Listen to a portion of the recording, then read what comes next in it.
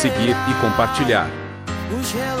Nossa história começa com uma bela senhorita, e quando digo senhorita, é de fato uma dama de nobreza, muito refinada. Seu nome é Melfiera Marcal. Ai, um nome tão elegante quanto sua aparência, e ela estava completamente tranquila, saboreando uma deliciosa refeição. Mas então surge um homem calvo, igualmente bem apresentado, que se aproxima dela e pede para provar um pedaço da comida que está em seu prato, já que ele adora experimentar pratos que nunca provou antes. Com toda a gentileza, Melfiera lhe oferece um pouco, e ao dar a primeira mordida, o homem fica fascinado. A comida é extraordinária, equilibrada em cada detalhe, mas o sabor da carne chama sua atenção de maneira especial. Curioso, ele pergunta de onde vem aquela carne. Melfiera, sempre cortês, responde que é carne de Backhorn. O homem tenta se manter sereno, mas imediatamente vomita, sem conseguir se controlar. Ele não acredita no que acabou de colocar na boca, e em outro contexto, isso poderia soar terrivelmente estranho. No entanto, ele não fez isso por descortesia, mas sim porque o Backhorn é uma besta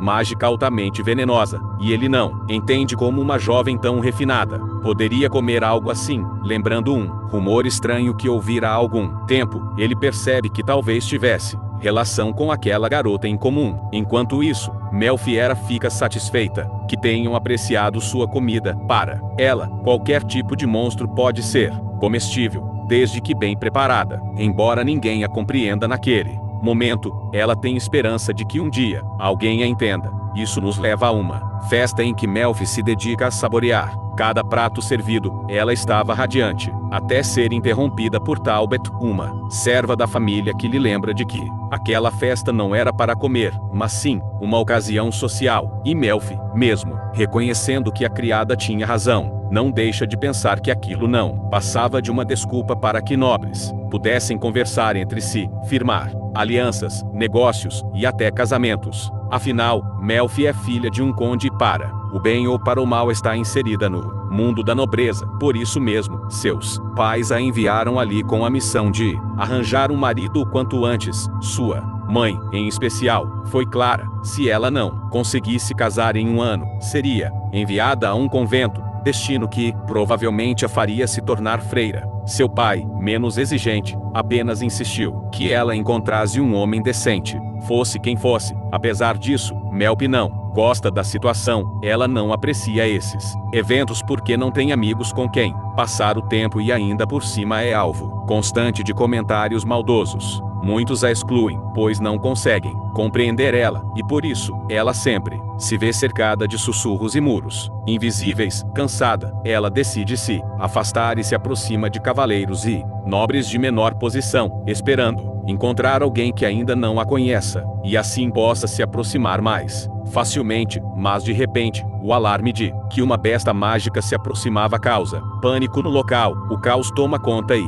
várias pessoas correm, chegando a derrubar alguns idosos. Um deles, inclusive, quebra seu cajado em Melfi para ajudar eles a fugir, sem perceber que logo atrás dela está justamente um Backhorn. Sem saber lutar, ela pensa em atrair a criatura para longe das pessoas, mesmo que isso colocasse sua própria vida em risco. Ela se arrepende por não ter vivido nada significativo e sentir que estava prestes a perder tudo. Mas no momento mais crítico, surge um homem que destrói o monstro em apenas um golpe, sem hesitar. Esse homem é Aristide Rodon de Galbraith, reconhecido imediatamente pela multidão como Duque sedento de sangue. Os presentes murmuram, assustados, cheios de medo de sua reputação. Mas Melfi, ao contrário, fica fascinada com sua presença. O Duque pergunta se ela também o teme, mas, apesar dos rumores de que ele seria cruel e enlouquecido, Melfi enxerga algo diferente que os outros não conseguem ver. Para ela, Aristide é um homem de beleza imponente, com um rosto que parece esculpido pelos anjos. Recuperando a compostura, Melfi se apresenta formalmente, lembrando-se de que ele também é um duque e, portanto, uma figura importante. Porém, logo se alarma notar que Aristide tem sangue do monstro em seu rosto. Esse sangue é extremamente venenoso, capaz de provocar febre e fortes dores, apenas pelo contato com a pele, e para Melfi, aquilo era uma pena, já que se o monstro estivesse em condições adequadas, ela poderia até transformar ele em deliciosas salsichas. Ao perceber o que disse, ela se sente envergonhada por ter falado como uma excêntrica. Ainda assim, o Duque demonstra gentileza e oferece a ela água purificadora, já que também percebe que respingos haviam atingido seu rosto. Melfi, consciente do perigo, agradece-o cuidado. Ele também nota que as roupas dela foram manchadas pelo sangue e, preocupado, sugere levar ela para trocar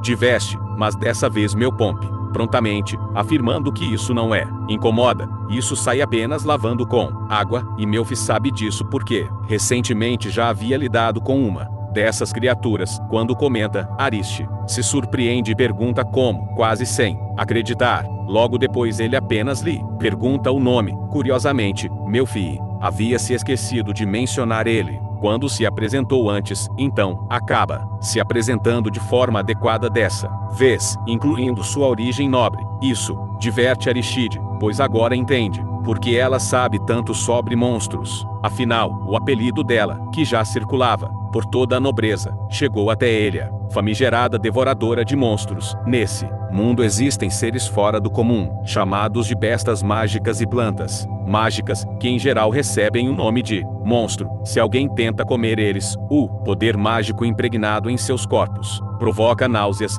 dores de estômago e febre, razão pela qual normalmente são apenas descartados após mortos. Porém, Melfi, indiferente a tudo isso, decidiu seguir seu próprio caminho e provar o que ninguém ousava. Quando Duque lhe pergunta sobre esse hábito em comum, ela responde com naturalidade que mais do que os monstros em si, o que realmente lhe interessa é a comida. Aristide, surpreso, insiste em saber se aquela criatura que acabara de matar lhe parece apetitosa, e Melfi responde sem hesitar que sim. Confessa que passa boa parte do tempo pensando em como preparar tais carnes para que tenham um bom sabor, pois acredita que já que algo vai ser comido, precisa ser saboroso. Ao perceber que falava demais, prefere apenas sorrir para disfarçar, mas o Duque observa aquele sorriso e se perde por um instante, tomado por sua beleza. Ele mesmo se desculpa constrangido por ter ficado impressionado e segura a mão dela para levar ela a outro lugar. Melfi, surpresa, nota que pela primeira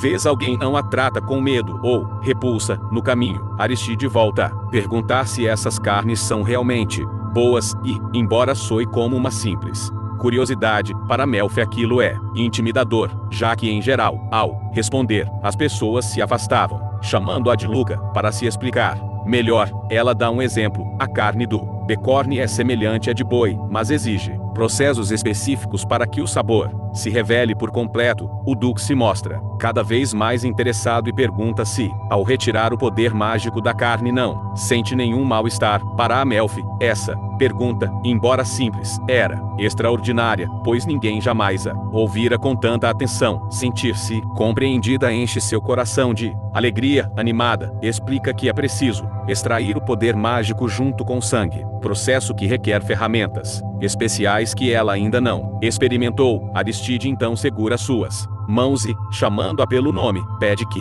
ela o deixe provar na próxima vez que preparar algo assim. O gesto a comove profundamente. Ainda preocupado, ele pergunta se seu corpo possui órgãos fortes o suficientes para resistir ao veneno, já que quando enfurecidos, os Backrooms liberam toxinas bastante potentes. Melfi sorridente explica que há duas formas de preparar a carne: picando-a em pedaços para pratos simples, como sanduíches, o que já é viável e saboroso, ou o método mais complexo que ainda não testou por falta das ferramentas certas. O interesse de Aristide só aumenta e, com um sorriso provocador, diz que está ansioso para experimentar. Melfi fica surpresa, mas também feliz em ver ele tão entusiasmado. Depois de algum tempo, chegam à hospedaria onde Aristide estava instalado e são recebidos por Caos, um servo de confiança da família Galbit. O Duque pede que providencie roupas limpas para Melfi e Caos aceita prontamente. Antes de se trocar, no entanto, Aristide